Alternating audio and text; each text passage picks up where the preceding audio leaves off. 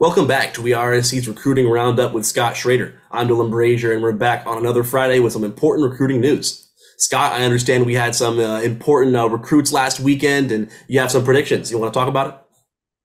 Yeah, USC had the last weekend was their first official visit weekend, and they had four guys that came for visits. And usually after these visits nowadays, these coaches are trying to figure out what their recruiting class is going to look like a lot earlier than it used to. So you don't really like tell guys they need to commit, but you start suggesting it by talking about we have this many spots available for this position and this many spots for that position. And one of those positions where they have two spots available is safety. And so it's kind of at the point right now to where, Miles Davis came in last weekend for an official visit. He's from Judson, Texas. The visit really, really blew him away. It was his first visit to USC, first visit to Los Angeles. He left feeling really, really good about USC. So I put in a prediction for him this week. He still might take a visit to Texas. I'm not sure. He was talking about moving up visits so he could commit earlier than he originally planned.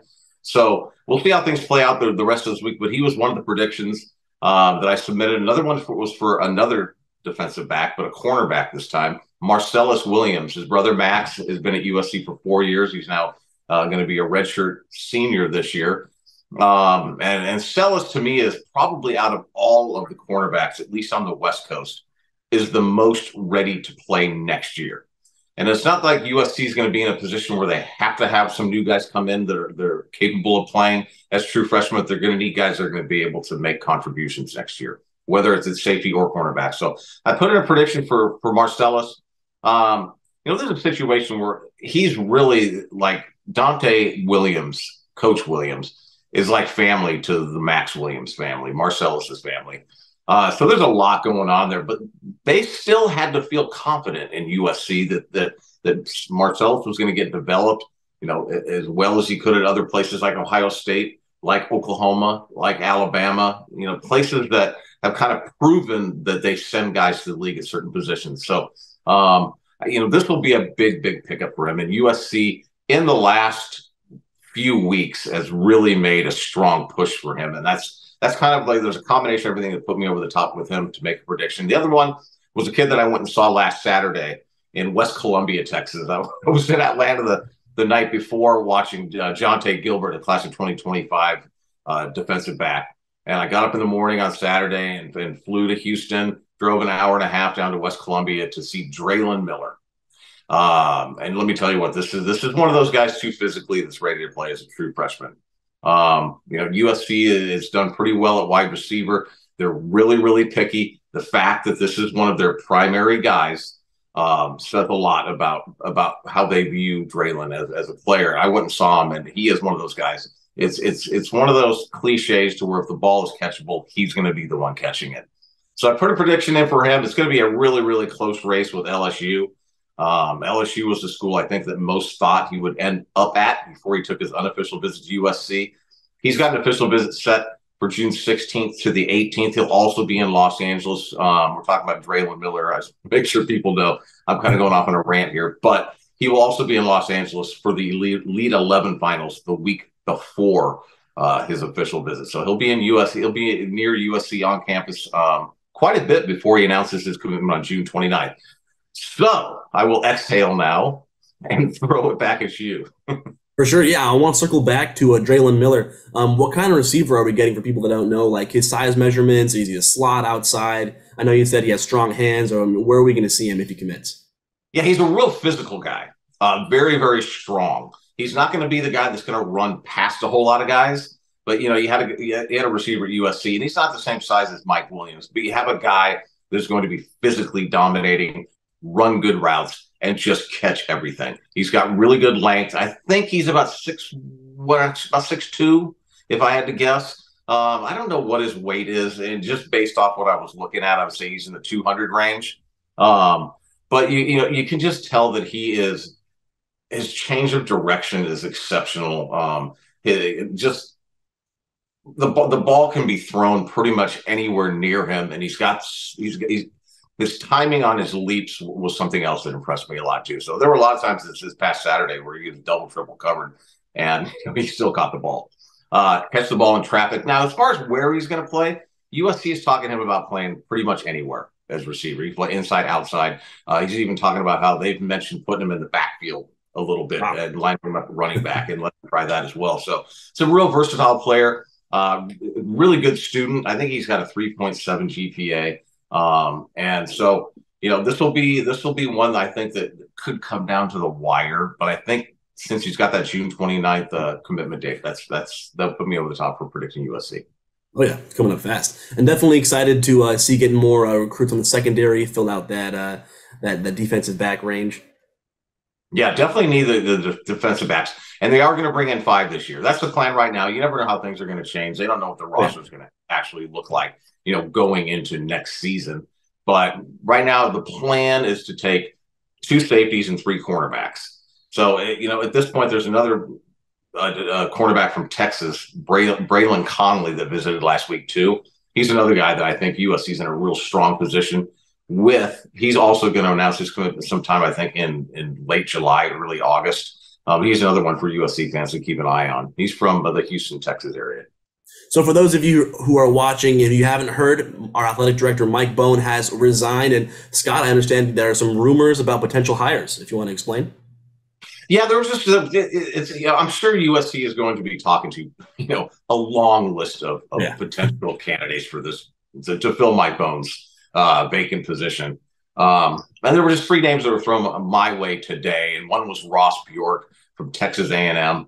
The first comment on our website was, "We don't want the guy that hired Jimbo Fisher." Well, Bjork didn't hire him. He was actually Jimbo Fisher was hired before Bjork got to Texas A&M, and actually Bjork's made several really good hires since he's been at Texas A&M. And also it's very challenging to take a job at Texas A&M when you brought in somebody like Jimbo Fisher. It's not like if you have a few bad seasons that this guy's going to have any opportunity to fire him.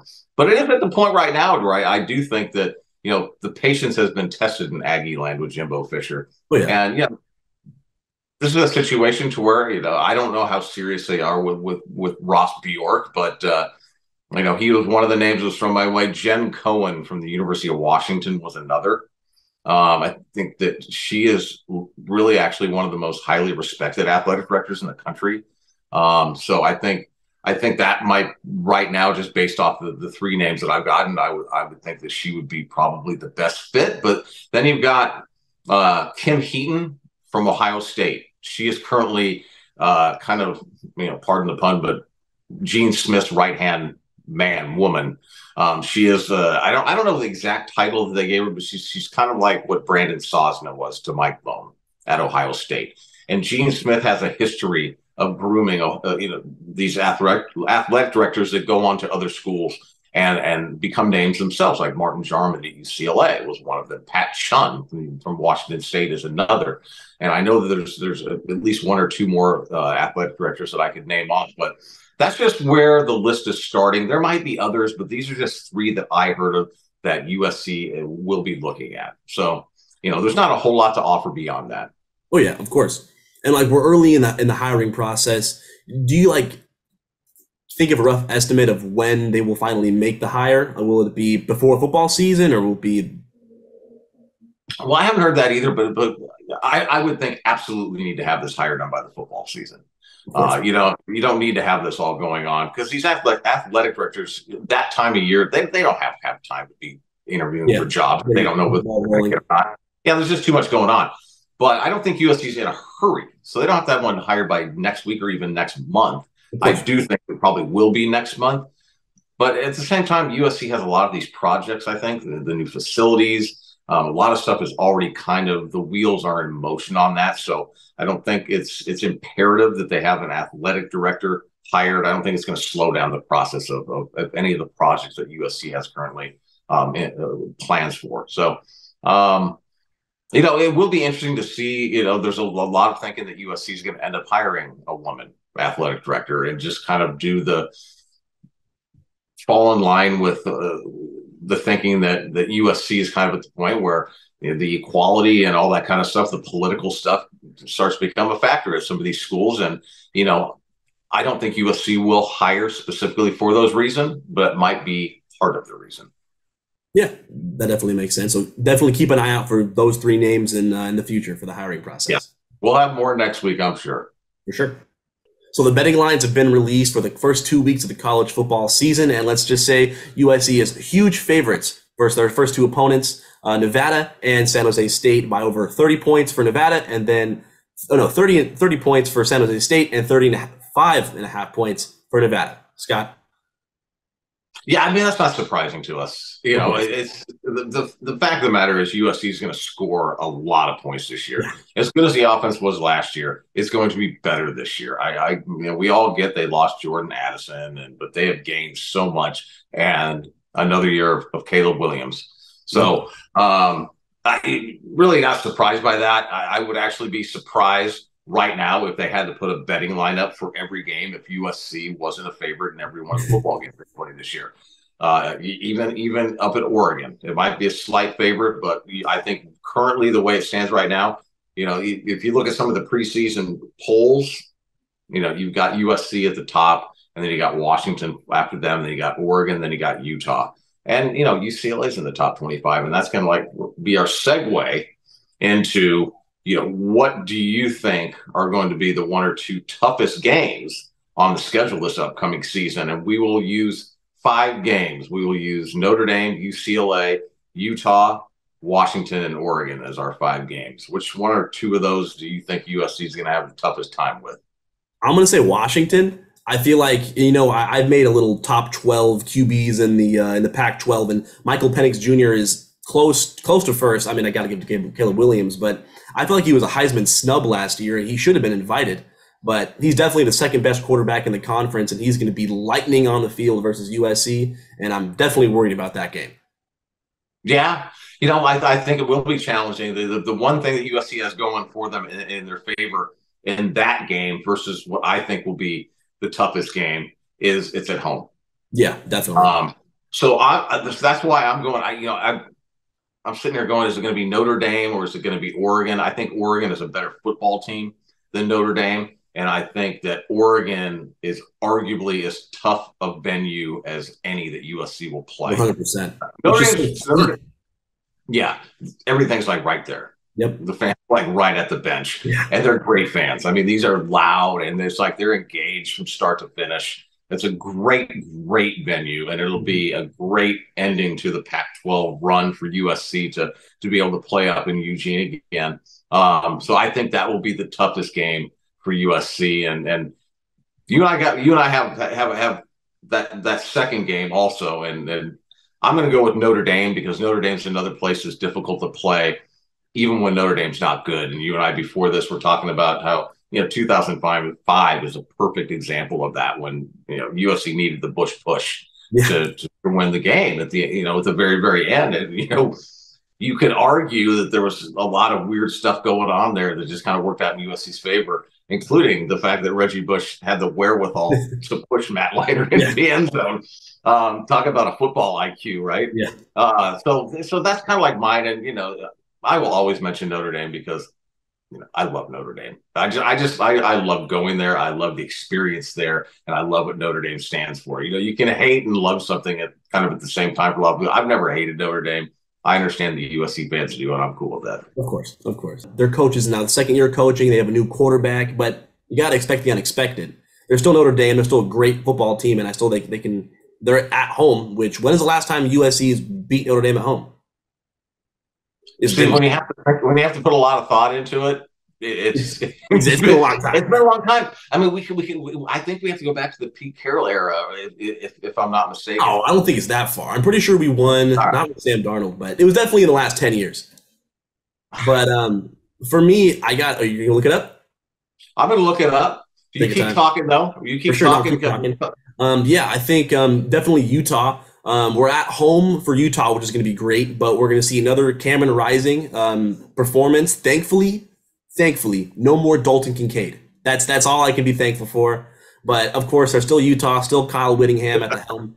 So it's going to be an exciting game regardless, but we're going to be at the Coliseum. So I feel more confident for that one, but we lost to him twice last season. So Can't put him out. Definitely.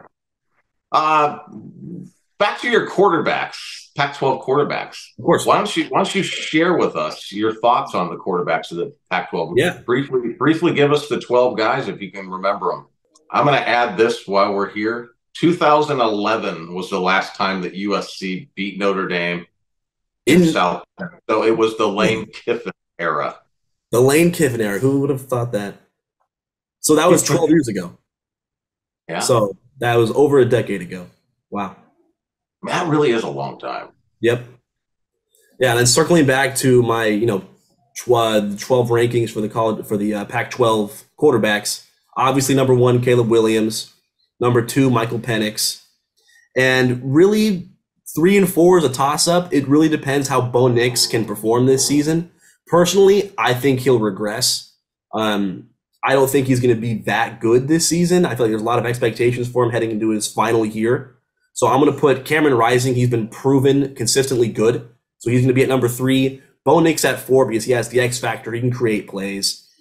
And then I like Cameron Ward at Washington State. He showed a lot of flashes of being really good last year, but could not stay consistent. He threw for 3,000 yards, 23 touchdowns, and it was good. Just couldn't really just get that momentum to be a good team overall. And so I put him at number 5. Number 6, DJ Uiagalelei. He didn't do great at Clemson, and honestly, I think he'll do better in the Pac-12 for sure, and he'll definitely bring life to that Oregon State, which they've been kind of going up on the roller coaster. Their stock has been up recently. He's a big upgrade. He's a huge upgrade at quarterback for the Beavers. Oh yeah. But I still have question marks about his overall play, and I still need to see it before I put him in the top 5. And I feel like, the biggest question mark is Colorado, like we said last week. But Shedeur Sanders, how he can, translate into Power 5 conference play. So it'll be definitely interesting to see him play this year. Last year, he put up 40 touchdowns passing, which is, he has an arm. And he can play really well, so we'll see how he can do that against Pac-12 teams. And then after that, Jaden DeLora. He put up 3,000 yards, 25 touchdowns, and he almost gave USC a scare last year. It was definitely a game to watch, but that was more so on the defensive part. But after that, got to give it to Dante Moore for the freshman for UCLA. Haven't seen him play yet, but he obviously has some, He has a lot of momentum behind him, being a 5-star. Yeah. Have they announced that he will be the starting quarterback? I haven't even been following. They have not. It's not that I know of. It's between him and Colin Schlee, which is a transfer from Kent State. Yeah. But I think he's just more so for depth rather than competing for a starting spot. Okay. And then the last 3 spots are interchangeable almost. But Drew Pine, the transfer from Notre Dame, he's now at Arizona State, so they get a fresh face. And these last 3 programs are not doing so hot right now. So at number 11 is Kai Milner, who I have not heard of for Berkeley, and then I have not heard of for Stanford, Ari Patu. So both those last 2 guys I have not heard of. So, I got to put them at the bottom of my top 12. Sure. Yeah. Did you care to elaborate on those? No, I don't know a couple of those guys either. I'll be learning about them as we go during the football season because we start paying attention when, fall camp starts. We start doing our homework on who guys are and whatnot. But, the Pac-12, the one thing it's hard to deny. There is some really good coaching in the Pac-12, and there are some really good quarterbacks. Mm-hmm. Strong conference in that regard. So, I think defenses are going to be vastly improved in the Pac-12 this year. And, ironically, this could be one of the best years for Pac-12 football in a very, very long time, and it will be over. Exactly. The best year of Pac-12 in a long time, and then we're gone. So, I'm glad we can end out with a bang, though. Yes. It's going to be a fun football season. 100%.